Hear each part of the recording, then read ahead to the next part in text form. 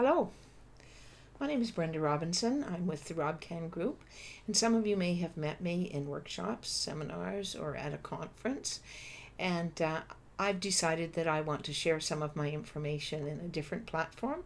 So I've prepared a few short videos to share some of the information and remind you of some of the ideas that you may have heard before. If you're looking for the first time, welcome. And I think you'll enjoy the information, and I think you'll enjoy some of the ideas that you can take away and use in your workplace. I want to talk to you today about the importance of positive feedback. We know that we're in a different world of work than we used to be, and some of you may have come from an era where people said, no news is good news. If I haven't heard anything, then I must be doing okay. We now know that no news is just no news, and that it doesn't serve the purpose that we need to motivate people to look at the way they work, to challenge the way they work, to make improvements or make changes. And so we're in a new world of providing feedback. We also know that we've got an intergenerational workplace, and we have generations in the workplace today for whom feedback has been a critical part of their upbringing, their education, their early work experiences, their sports experiences, their club experiences. And so they need and sometimes demand to know how they're doing, how we perceive them, what information we have to share to support them. In fact, we're starting to realize that we have a younger generation for whom it isn't just about outcomes. It wasn't just about winning and losing. In fact, children grew up being asked, did you have fun? Did you do your best? Did you learn something? And did you feel supported? And these messages carry over into the workplace. So today, leaders are faced with the challenge of how do I provide information that motivates people, that challenges people, and that gives them opportunities to learn. So those of you who've met me know this, and if you're seeing me for the first time, I will say to you that I love to present information with stories and examples. So what I'm going to do today is just share a little example of my learning about the importance of feedback, and particularly the importance of positive feedback in our workplaces. I was interviewed at one point by a gentleman whose name was Perry, very interesting fellow. And he said to me in the interview, don't worry, Brenda, he said, when you're working with us, if you're doing a really good job, you won't hear or see me. And you know, in that era, I accepted that. In fact, and I share this story with all of the truth and honesty I can, I worked there for almost a year, and I only saw my direct supervisor 3 times. Once in the parkade, and we waved. One time at a staff meeting, but there were 40 people at the staff meeting, and I was in the back row, and I don't think we made eye contact. My third interaction was not really an interaction at the staff Christmas party, but I didn't sit at his table, and although he spoke, I was just one of many listening to the presentation that he was making. So after being there almost a year, I had only actually seen and heard my supervisor 3 times. To some of you in your workplace today, that would be unbelievable. However, in that era, no news was good news. And I actually believed, and I think I was too, I think I was doing a pretty good job, and so he didn't see any reason to talk to me. So after about, I think it was 10 or 11 months, wasn't quite a year, there was an internal posting for a position for a team lead.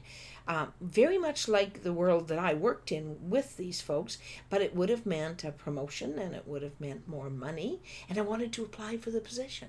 However, it was an internal posting, and there was a requirement attached to it. You needed to be able to provide a recent appraisal, an employee evaluation, to demonstrate the work that you'd been doing and the quality of the work that you'd been doing. And of course, although I probably would have had one after a year, or maybe I should have had one after 3 months or 6 months, I hadn't actually talked to my supervisor, and I hadn't received any evaluation. And so because it was an era where communication was perhaps not as flowing or not as continuous, I thought, okay, well then I'll just ask for an evaluation. However, I didn't ask my supervisor. I did what many people do. I went and asked a coworker. I said, hey, I'd like to apply for that team lead position and we need to have an evaluation. My coworker said, oh, me too. He said, but I haven't had an evaluation. I've only been here 8 months. And so I don't have an evaluation. What can we do? I said, well, how do you get an evaluation? And so I still remember he said, let's ask Joanne. Joanne was our supervisor's executive assistant. We kind of viewed her as being the hub of the knowledge. And so I said, good idea, let's go ask Joanne. So we go to Joanne, and I say, Joanne, we'd like to apply for the new team lead position, so we need to sit down with our supervisor and have an evaluation. And she said, oh, that's not the way it works here. She said, when Perry wants to see you, he'll call you in. Have you heard the term, call you in? It always reminds me of school. And you were called into the principal's office. And I always laugh and say, and on the way to the principal's office, you didn't generally prepare for good news. In fact, if you were called into the principal's office, you probably thought you were in trouble. And so when she said you have to be called in, I said, oh no, we can't wait to be called in, because in order to apply for this position, we need to apply by the end of the month. And this was already mid-month. Oh, she said, well, maybe if you're lucky, he'll call you in before then. And I think back to that and I think, oh wow, why didn't we take it a step further? But we didn't. We waited. Actually, and as we waited, I have to tell you, we didn't exactly wait positively. We complained a little bit about, you never hear anything around here, or nobody ever reaches out to tell you how you're doing around here. Typical complaints, really, even in that era. However, the end of the month came, and we hadn't had an evaluation.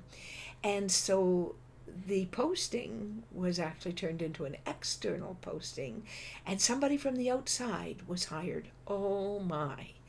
Oh, we complained, we were bitter about it. In fact, I think back to it and I think, oh, I wonder how we treated that person when they came into the position. However, we still hadn't had an evaluation, and I'm over a year and he's getting closer to a year. And so I remember walking into my office one morning, and I had walked past my supervisor's office all year. However, the door was always closed. Indeed, not so much because he wasn't there, but just because he often had people in, or he was in meetings, or he was on the telephone, and so the door was usually closed. And as I walked by, my expectation was that the door would be closed. However, one morning I came in a little bit early, and as I walked past, I noticed that his door was opened. And I remember actually I had a start and I went, oh, I wonder why his door is open. Because very often when we see something different, we assume that it's a difficulty. And so I thought, I wonder what he's doing in there. Why does he have his door open? And so I hurried because I didn't want to disturb. However, I didn't hurry fast enough because I was just about by when Perry called out and said, oh, Brenda, there you are, he said. I want you in my office this afternoon at 3:00. There's a few things you and I need to talk about. And I went on. I didn't stop. I didn't say anything. I went on to my office and I sat down, and I have to say, I panicked. I thought, oh my God, what does he need to talk to me about? What have I done? What haven't I done? And I racked my brain and I thought, oh, I bet I know what it is.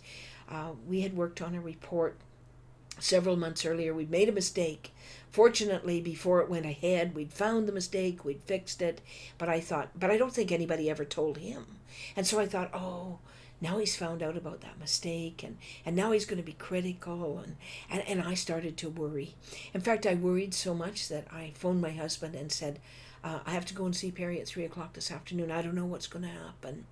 And I got myself quite worked up. And so I did what we often do. I engaged others. I went out, found Dawn, my coworker, and I said, Dawn, Perry wants to see me at 3:00. You're probably next. Because, misery loves company. And we love to engage people in our misery. And Dawn said, really? He said, well, what do you think he wants to talk to us about? He bought right in. I said, I don't know. I'm thinking maybe it was that report where we screwed up there a while ago. And so he said, well, I don't know. Maybe we should go and ask Joanne if she knows what's going on.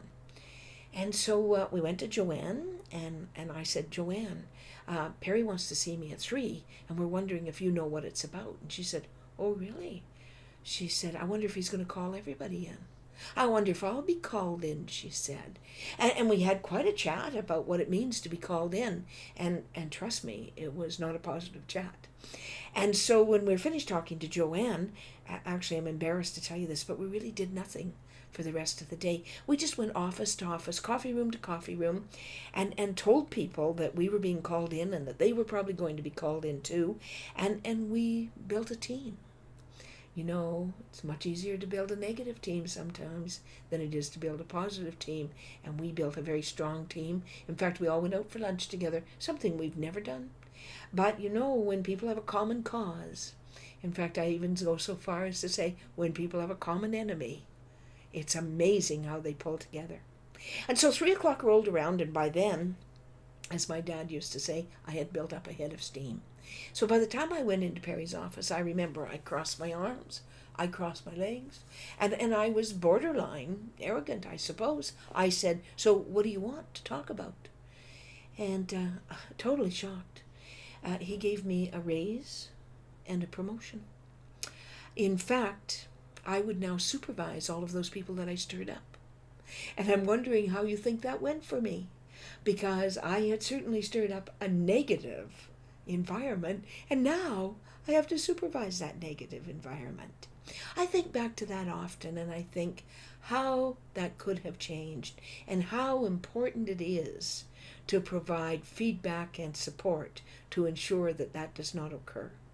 Because, you know, I could have stopped. There are things I could have done. I could have stopped when he said he wanted to see me and said, oh, Perry, what did you want to see me about? Should I bring any of the reports? Is there anything I can do? I could have asked those questions, but I didn't, because my perception, based on no news is good news, is that if he wanted to see me, I must have made a mistake, done something wrong. I had to prepare to defend.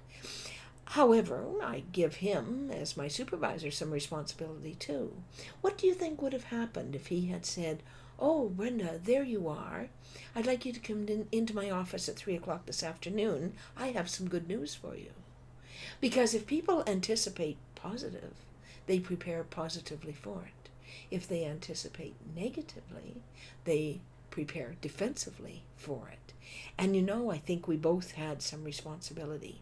However, I think the real essence of this story is that the lack of information over the course of a year led me to believe that any information I was going to receive was not going to be good news. So I want to challenge you. As a leader, perhaps as a supervisor, maybe as a team lead, do you indeed provide consistent, regular feedback that supports people to look at the way they work, the results that they achieve, and what they can do differently? Do you engage people in discussions on a regular basis? And by regular, we don't mean once a year. We mean ongoing, every interaction. Do you take the opportunity to go out and interact even when there may not be a specific message, so that people get a sense of who you are and what you do? And when we do those things on an ongoing, regular, recurring basis, then when we do have to talk about challenging topics, people will have a different approach. As an employee, as a person working on a team, do you take the time to ask for the feedback that you need? Because very often, the other person is also assuming that you may not need feedback. And yet we know that in the work world that we're in today, people want to know how they're doing, where they stand, how you perceive them, and what they can do to do a better job, to do things differently, to do things better, and to work better as a team. I don't think we can discount the importance of feedback. So when you're thinking about what can I do to motivate, to challenge, to get people engaged in learning more, in developing their skills, in building capacity, then let's think about the avenue of positive feedback. Because when people hear positive feedback, they want to do more. When they hear negative feedback, they prepare to defend. Let's think about that in this new world of work that we all live and work in. Thank you for listening.